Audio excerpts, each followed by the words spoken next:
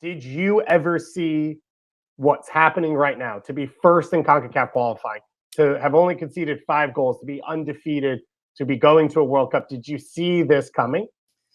No, I'm not going to lie. That I expected Canada to fight for a spot for qualifier for 2022, but definitely not at the pace and the demonstration that they have put forth since the beginning of this final round and the octagon qualification stage.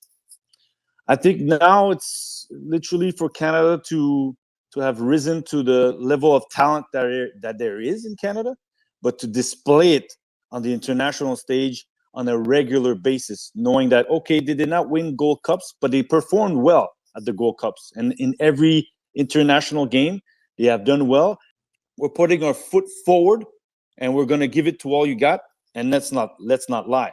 There's a good group of players, some good talents. Of course, we talk about Alphonso Davies, but Jonathan David, but Kyle Larin is one of the top scorers in this at this stage, and is not necessarily on the same pedigree as Alphonso and Jonathan David. And then you see all these younger talents, Tejan Buchanan coming to the forefront, Stephen Eustáquio performing and now going to Porto, and clearly you have younger players that now there's an interest. Even if they're dual citizenship, to play for Canada more than the other country. So definitely Canada is doing quite well. And yeah, to be unbeaten so far is an accomplishment. And the points per game, if I'm correct, it's like 2.3 points. And most teams will qualify at least first spot or around 2.2 to 1.9. So definitely very good performances by Canada. There was a quote this week from Jonathan Osorio asked about what qualifying would mean. And he said this. He said, that would be the beginning of the change of how football is perceived in this country. Among youth, it's the most played sport. Pretty soon it'll be the most watched sport.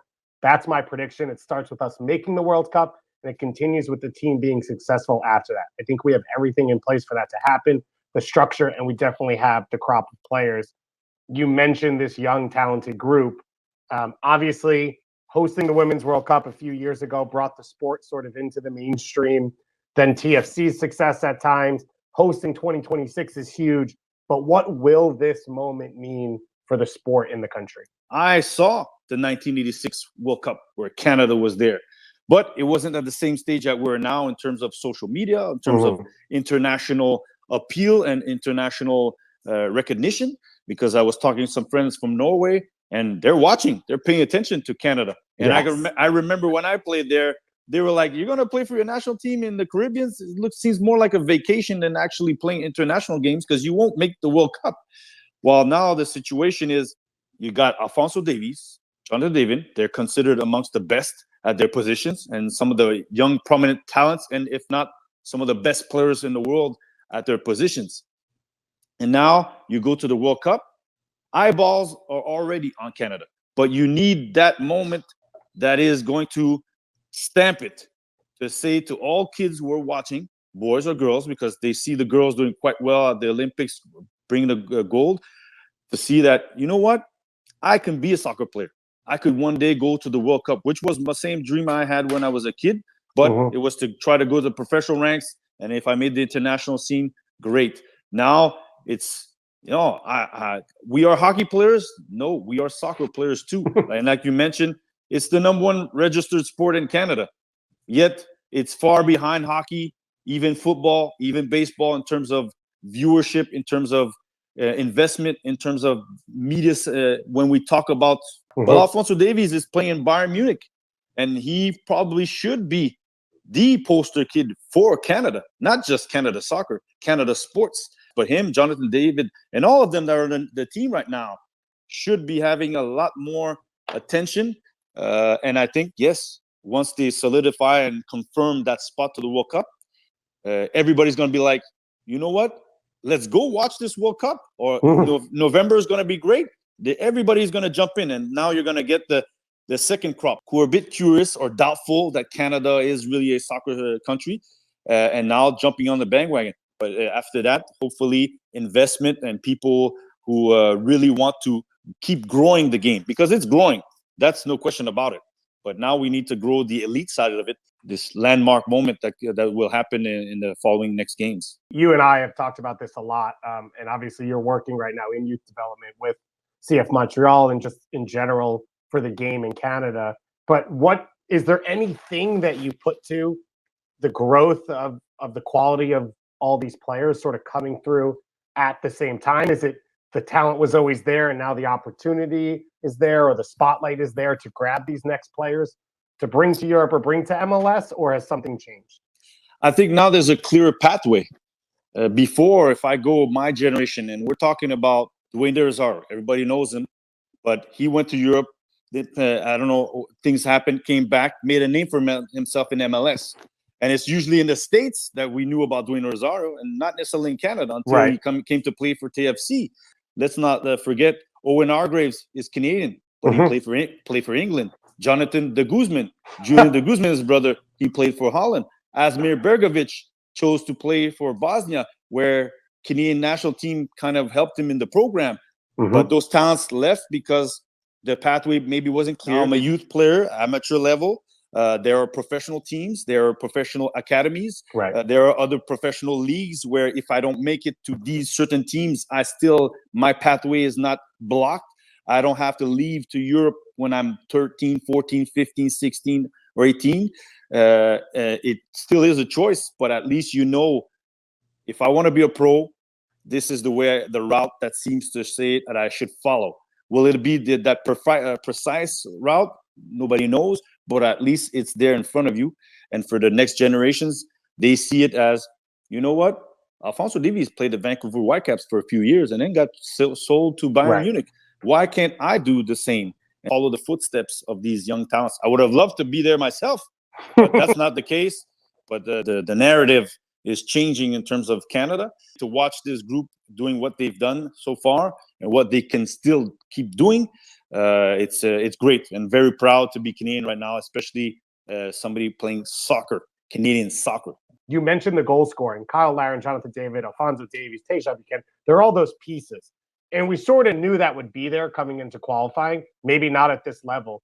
It was the defense that we were worried about. How would the back line hold up with the attacking talent going forward? 5 goals conceded in qualifying, number one of the best ever rates in World Cup qualifying in CONCACAF. How has John Herdman put together this back line to be so successful? They're compact, they're sound, they know what they're about, and they're aggressive, especially defensively. 3 at the back system kind of seems to say, like, if you're going to beat us, it's going to be through the sides, but not through the middle. And even if you come through the sides, we got some people inside the box that are difficult to beat in the one-on-ones. And after that, once you get those first results, what happens? The belief sets in even more. They have a will and a strength and belief that defensively they're not going to get beat. And they know if they do the job, they got guys up top. It doesn't take too much to go and score 1 or 2 goals. Looking back to, I'm sorry, but if you look at the USA game, yes, Greg Berhalter may have said that they dominated the possession, but did they have clear-cut chances to score? And then that allows a Milan Borjan to have to pull up 1 or 2 saves, not several to keep the team in play. Now it's 1 or 2 to keep the result that they already have. You can possess the ball as much. The name of the game is how many goals can you score more than the opposition in front of the goal. And right now, Canada has that top quality, but it's also because defensively they are strong. And so, if you make a mistake, you better watch out, because it's not going to take 3 or 4 chances. It's going to take 1 or 2, and you're down 1-0. And then after that, you don't want to be running against the score against a team that can go and put a second one or a third one.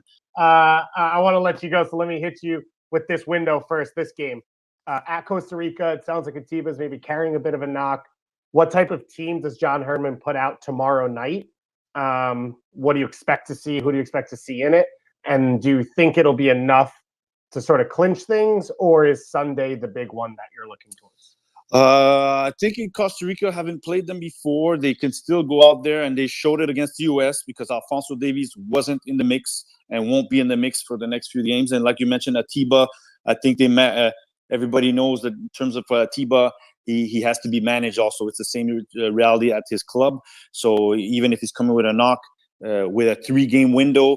There'll be rotation, but I expect that they're going to try to put the best team out there to get the point or the 3 points that gets the qualification, so that you don't have to go. You may go to Toronto knowing, hey, it's in the bag, and maybe we can enjoy it with all the fans and the country all together.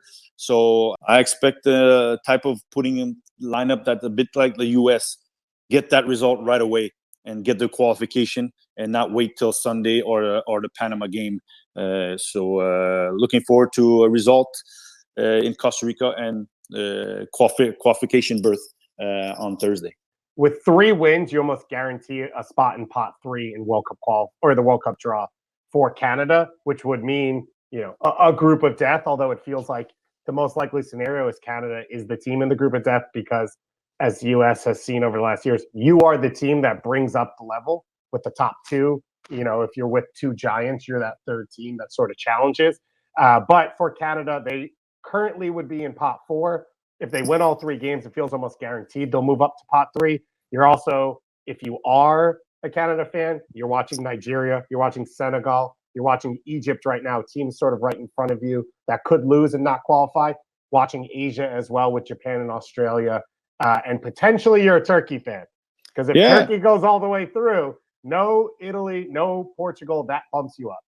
Yeah, like you said, I haven't talked to anybody in the group, but I'm pretty sure it's to keep that clean sheet in terms of not having lost in the CONCACAF. And yes, pot 3.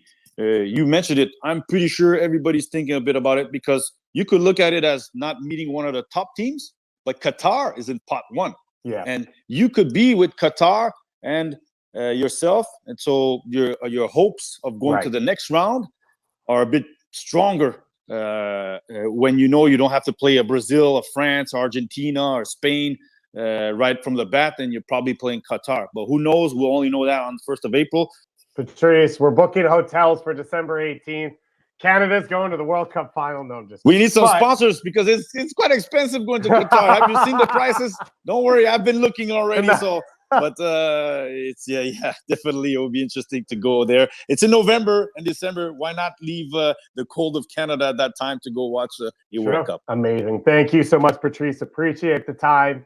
Enjoy it again. Catch him on One Soccer. Follow him on Twitter as well. He's one of the best out there covering Canada. Obviously was one of the legends on the field as well.